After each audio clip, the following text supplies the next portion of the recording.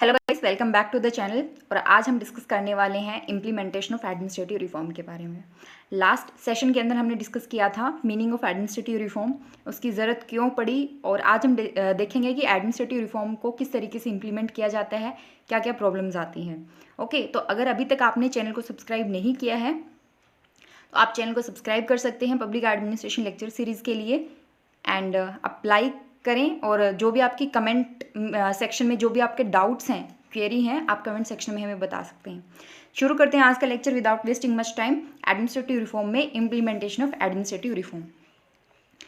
सबसे पहले हम देखते हैं कि रिफॉर्म होता किस तरीके से है।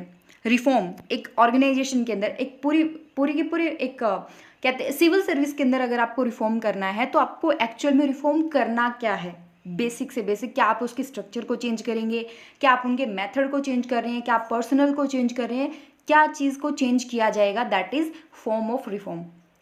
ये ध्यान रखिएगा कि रिफॉर्म एक दिन में नहीं होता, reform is a slow and continuous process. तो रिफॉर्म तीन तरीके से हो सकता है। पहला, स्ट्रक्चरल रिफॉर्म, यानी कि आप उसकी एक पर्टिकुलर ऑर्गेनाइजेशन की स्ट्रक्चर, उसकी वर्किंग, प्रोसीजर, मेथड, सिस्टम्स, उनको चेंज करने की कोशिश कर रहे हो। Structures and working of public administrations are reformed. New methods और systems are introduced, जैसे decentralization, delegation, hierarchical method, ये सारी चीज़ें किस में आती हैं? स्ट्रक्चरल रिफॉर्म में आती हैं। इसके अलावा है बिहेवियरल रिफॉर्म। बिहेवियरल रिफॉर्म में ये पाया गया है कि जो पब्लिक एडमिनिस्ट्रेटर होते हैं, they do not behave properly with the people and the authorities advises the person और department concern to behave properly. यानी कि जो एडमिनिस्ट्रेटर हैं, जो ब्यूरोक्रेसी में पर्सनल हैं, उनके बिहेवियर को रिफॉर्म करने की ज़रूरत है। थर्ड है ऑर्गेनाइजेशनल डेवलपमेंट।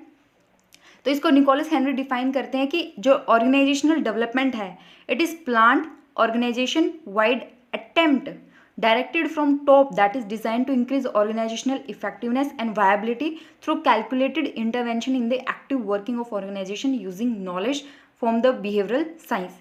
यानी कि आप क्या करते हो, ये टॉप टू बॉटम काम करता है एक तरीके से। यानी कि आपके जो सुपीरियर हैं वो बीच बीच में इंटरवीन करेंगे ये इंश्योर करने के लिए कि जो काम है वो इफेक्टिव वे में हो रहा है और जो काम हो रहा है वो वायबल है या नहीं है। ठीक है, ये आता है ऑर्गेनाइजेशनल डेवलपमेंट में। तो तीन तरीके से जो है वो रिफॉर्म को इंट्रोड्यूस किया जा सकता है। बात करें कि एडमिनिस्ट्रेटिव रिफॉर्म एक्चुअल में लाया कैसे जाएगा, ये तो हुआ कि फॉर्म क्या है, अब उसको इम्प्लीमेंट किस तरीके से किया जाता है। आपको याद होगा फ्रेंच रेवोल्यूशन, ठीक है, इसके अलावा चाइना और रशिया। तो वहाँ पर क्या हुआ, पॉलिटिकल रेवोल्यूशन हुई। पॉलिटिकल रेवोल्यूशन में रिफॉर्म जो है वो रिवोल्यूशन के बाद लाया जाता है। China and Russia are the best example जहाँ पर जो है वो पॉलिटिकल रिवोल्यूशन के थ्रू एडमिनिस्ट्रेशन को चेंज करने की कोशिश की गई। फिर आता है लीगल वे। लीगल वे कैसे, जैसे पार्लियामेंट ने कोई कानून बना दिया, लेजिस्लेचर ने कोई कानून बना दिया। ओके, डिसीजन ऑफ जज, सुप्रीम कोर्ट ने, हाई कोर्ट ने कोई वर्डिक्ट दी, उस वर्डिक्ट के बेसिस पे चेंजेस लाने की कोशिश की जा रही है। This happens in US and India. Enacting a law, जैसे आरटीआई, ठीक है, राइट टू इन्फॉर्मेशन बेस्ट है। इसके अलावा बहुत बार ऐसा होता है कि सुप्रीम कोर्ट गवर्नमेंट को डायरेक्ट करती है, एडवाइजरी जारी करती है कि ये काम करना चाहिए, इस पे ध्यान देने की ज़रूरत है या इस तरीके से काम करना चाहिए। तो बहुत बार जो जजेस के डिसीजन है वो भी एक एडमिनिस्ट्रेटिव रिफॉर्म बन जाते हैं। फिर बात करते हैं पब्लिक प्रेशर की। तो 21st सेंचुरी जो है वो डिजिटल सेंचुरी है, ये कह सकते हैं। तो जो पब्लिक प्रेशर है वो भी कई बार गवर्नमेंट को रिफॉर्म लाने के लिए मजबूर करता है। The authority sometimes forces to implement a reform being pressurized by the public, जैसे लोकपाल एक्ट, ठीक है, लोकपाल या लोकायुक्त एक्ट लाया गया, उससे पहले जो है प्रोटेस्ट किया गया लोगों के द्वारा, उसके बाद में इस एक्ट को पास किया गया। बहुत बार ऐसा होता है कि अपने राइट मांगने के लिए लोग जो है प्रोटेस्ट करते हैं, डिसेंट शो करते हैं। तो ये भी क्या है, एक तरीका होता है एडमिनिस्ट्रेटिव रिफॉर्म लाने का। New areas of administrative reform, यानी कि अगर आप एडमिनिस्ट्रेटर हो और आपको कहा जाए कि आपने रिफॉर्म करना है, तो एक तो ट्रेडिशनल तरीका, ट्रेडिशनल एरियाज जहाँ पर आप रिफॉर्म पे फोकस करते हो, जैसे पर्सनल्स हो गया, उनके वर्क मेथड हो गए, प्रोसीजर हो गए, उन पे आप फोकस करते हो। बट नए एरियाज जहाँ पर एडमिनिस्ट्रेटिव रिफॉर्म की ज़रूरत है वो क्या क्या है, population growth and control, family planning, public hygiene, sex education. इसके अलावा drug control, space law and related problem, service providers जो हैं, academic institutions, foreign affair, electoral system. तो ये सारे जो एरिया हैं, should be included whenever attempt are made to reform the public administration. इसके अलावा देखिए प्रॉब्लम क्या है एडमिनिस्ट्रेटिव रिफॉर्म की, क्यों रिफॉर्म प्रोसेस जो है वो अनसक्सेसफुल रहती है, फेल हो जाती है, प्रॉपरली इम्प्लीमेंट क्यों नहीं हो पाती, क्या क्या प्रॉब्लम्स हैं। पहली चीज़ तो ये कि आपने लोगों ने कुछ डिमांड किया, गवर्नमेंट से कुछ डिमांड किया उस पर्टिकुलर सिचुएशन को चेंज करने के लिए, आप वो रिफॉर्म लेकर के आ रहे हो, लेकिन उस रिफॉर्म से लोगों की हालत में कोई सुधार नहीं हो रहा, you are unable to satisfy the demand of people, तो सर्टेनली आपका जो रिफॉर्म प्रोसीजर है वो फेल होगा ही होगा। The reform may not be able to satisfy the demand of people and in that situation reform will be unsuccessful, first thing. Second thing, ध्यान रखिएगा कि reform is not a day to day affair, it's a long term process. आपने आज जो decision लिया हो सकता है कि आने वाले फ्यूचर में वो इररेलेवेंट हो जाए वो चीज़, क्योंकि आप फ्यूचर को एंटिसिपेट नहीं कर सकते।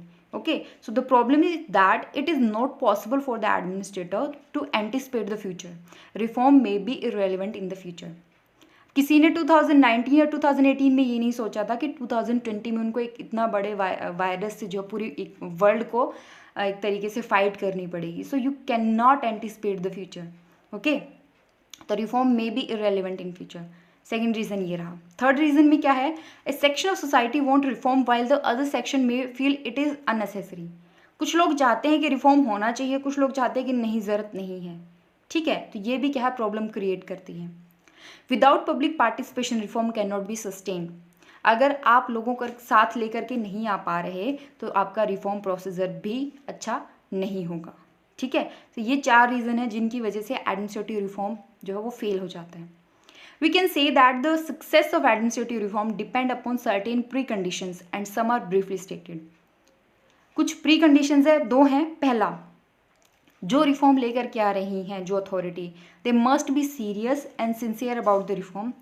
सेकेंड थिंग, अथॉरिटी इस बात पे श्योर होनी चाहिए कि जो आप रिफॉर्म लेकर के आ रहे हो पब्लिक एडमिनिस्ट्रेशन में, उस रिफॉर्म की वजह से आपको इम्प्रूव्ड रिजल्ट देखने को मिलेगा। The reform brings about desired and improved result. ये 2 चीज़ें ध्यान में रख करके आपको रिफॉर्म को इंट्रोड्यूस करना चाहिए। तो एडमिनिस्ट्रेटिव रिफॉर्म का जो टॉपिक है वो यहीं पे हम ख़त्म करते हैं। नेक्स्ट टॉपिक में हम देखेंगे एडमिनिस्ट्रेटिव रिफॉर्म इन इंडिया, यानी कि मेजर कमीशंस और कमेटी जो इंडिया में कॉन्स्टिट्यूट की गई और उन कमेटीज़ के बाद में एक्चुअल में स्ट्रक्चर में क्या चेंज आया, ऑर्गेनाइजेशन में क्या चेंज आया या ब्यूरोक्रेसी में क्या चेंज आया, वो हम देखेंगे। Till then, take care and don't forget to subscribe the channel, like the video, comment and share as much as you can. Thank you.